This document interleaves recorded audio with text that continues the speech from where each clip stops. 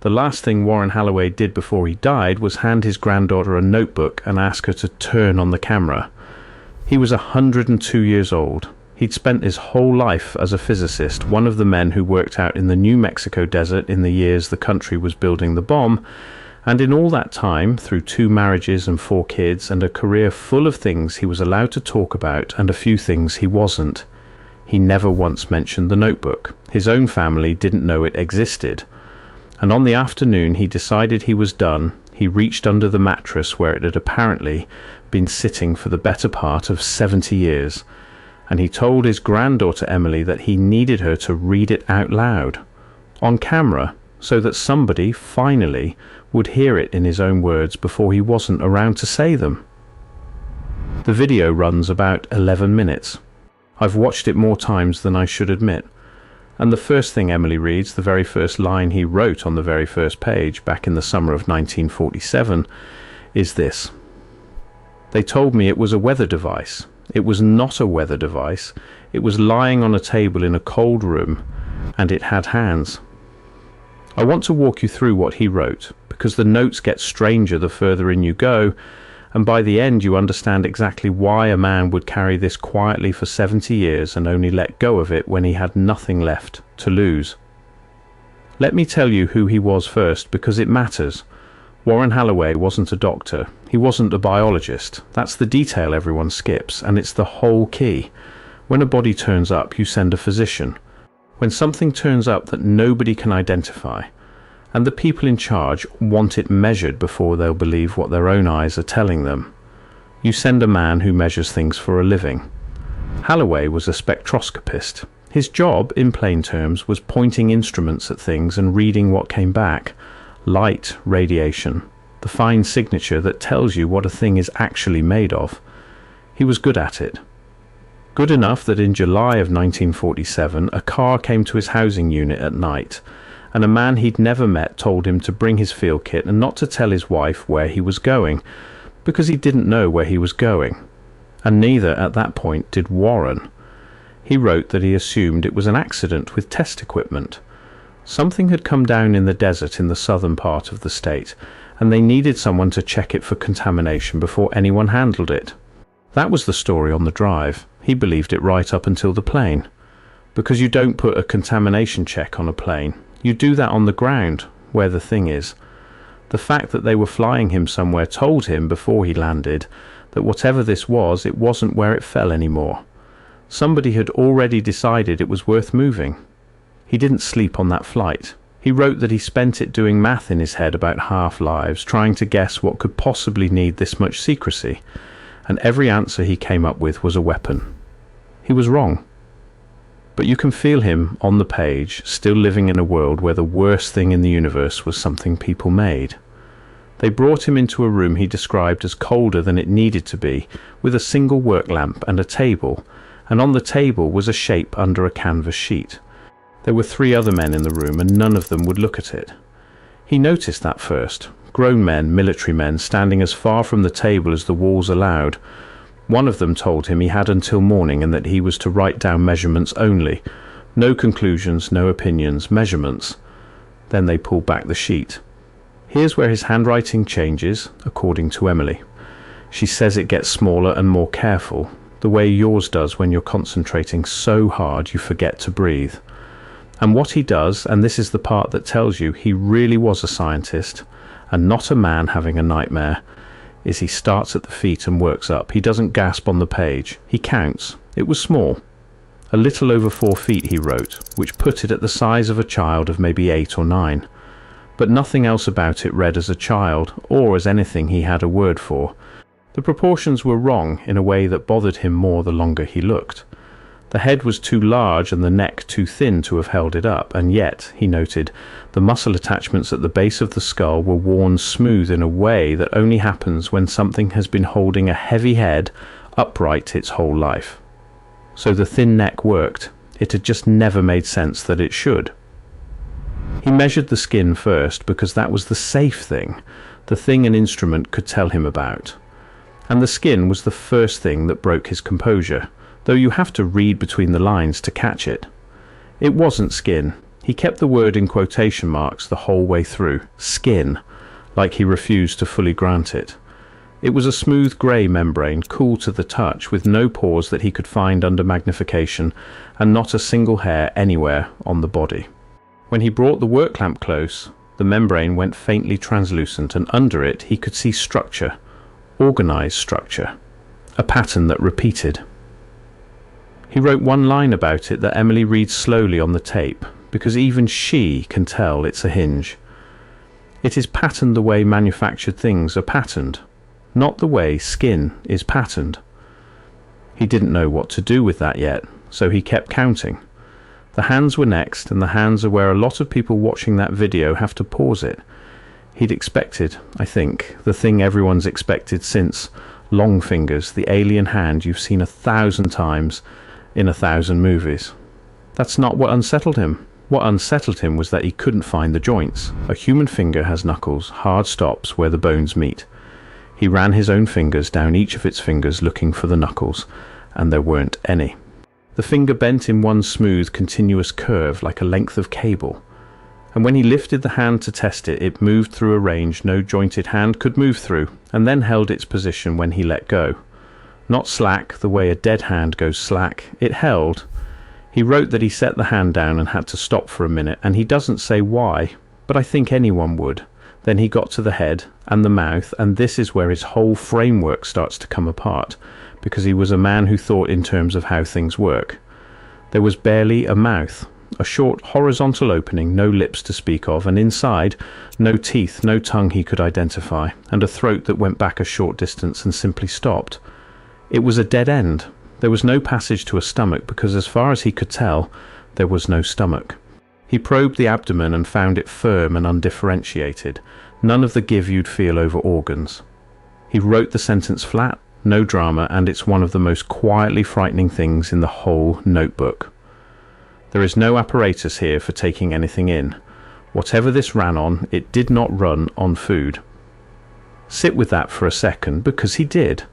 A living thing that doesn't eat. Every living thing he'd ever heard of, down to the smallest thing under a microscope, takes something in and puts something out.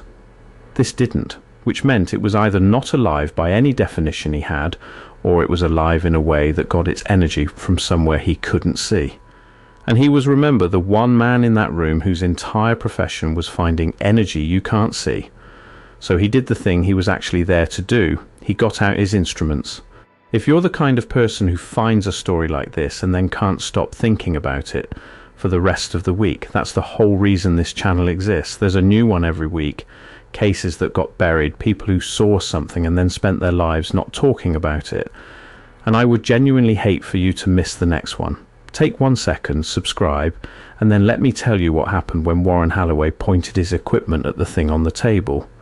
Because this is the part that made him decide, in the space of about an hour, to spend the rest of his life pretending this night never happened. He started with the Geiger counter, expecting nothing. Standard background, the faint clicking you get anywhere. That's not what he got. He got a low, steady count coming off the body itself. Not dangerous, he was careful to note that. Nothing that would hurt the men in the room. But it was there, constant, and it had no business being there. A body doesn't emit. He moved the counter along the length of it, and the count stayed even, like the whole thing was gently, uniformly warm in a way you measure with radiation instead of a thermometer. Then he did the thing that was really his, the thing they'd flown him out for.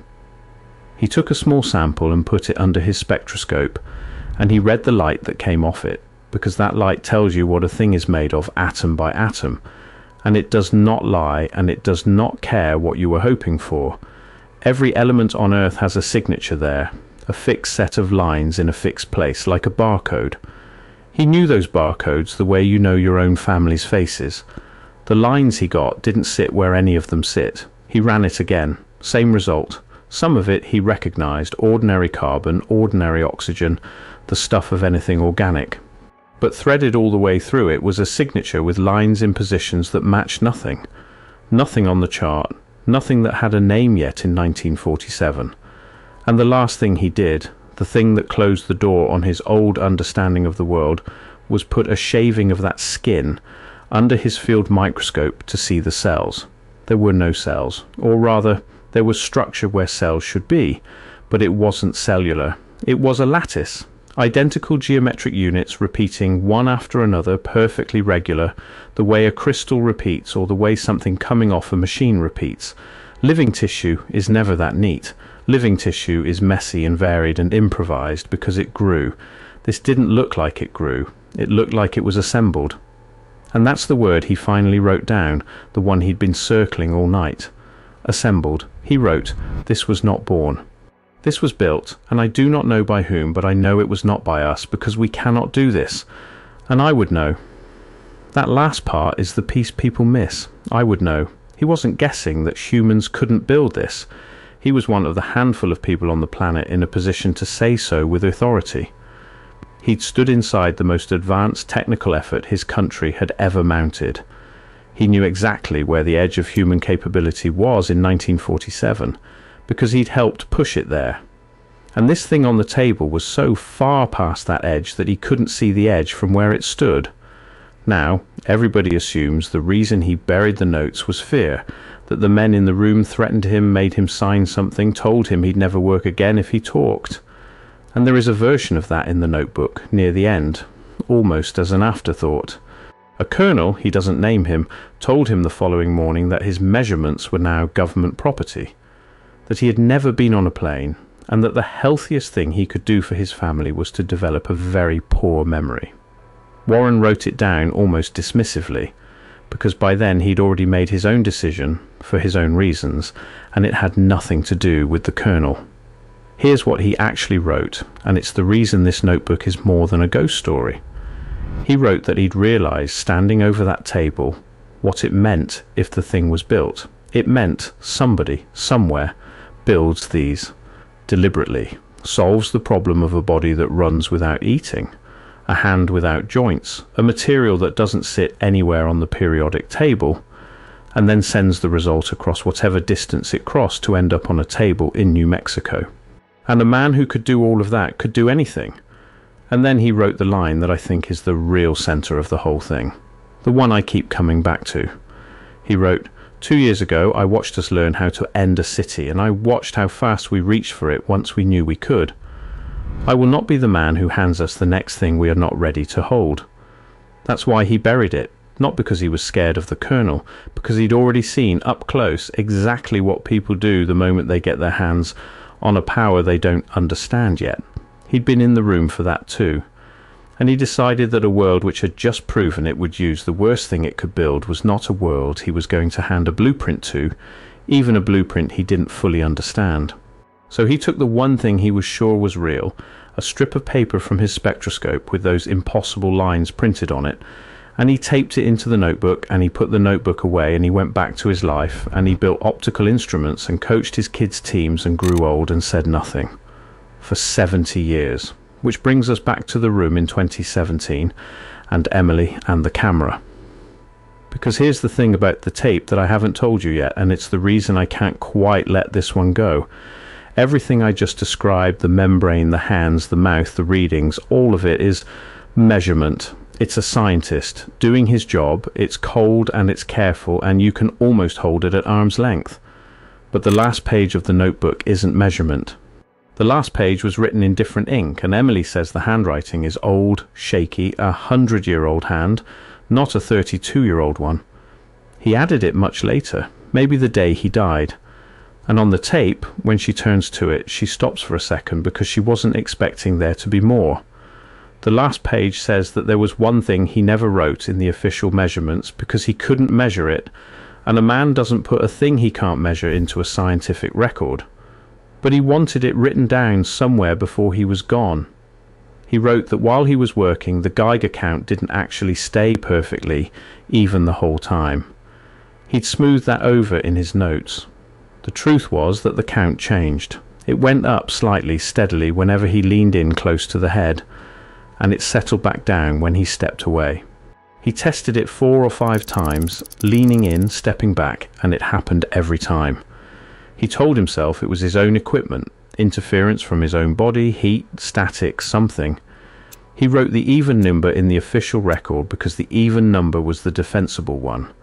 But he never believed it was interference. He wrote on that last page, in that shaking old hand, that he had spent 70 years certain of one thing he could never prove and never said out loud to a single living person. That the thing on the table had not been empty, that something in it had registered him leaning close and had responded in the one language a spectroscopist would ever be able to hear, a change in a number. He wrote that he believed it had known he was there. And then the final line, the one Emily reads and then just sits there holding the notebook, is this: I think it knew it was going to be all right. And I have spent my whole life afraid that the reason it was calm is that it already knew we would not be.